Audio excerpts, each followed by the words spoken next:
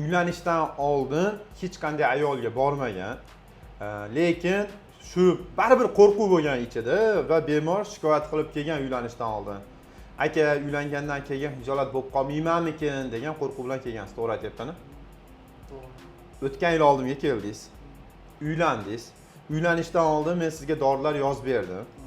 Qo'rqmang dedim. O'tirib 1 soat, 1,5 soat gaplashib o'tirdim. Nima bo'ldi? Qo'rqadigan narsa yo'q ekanmi? Bo'ldimi? Yaxshi bo'ldimi hammasi?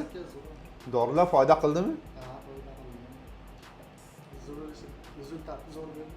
Bitta savol beraman. Nima uchun shunaqa o'zingizda hali qo'rquv bo'lgan, menda hali chimildiqda hijolat bo'lib qolaman shekilli, boshqa olaman shekilli deb nima uchun qo'rquv bo'lgan o'zingizda?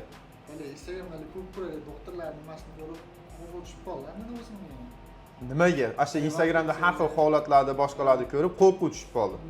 O'shanaqa qo'rquv tushib qoldiki, nima qilib qoladi.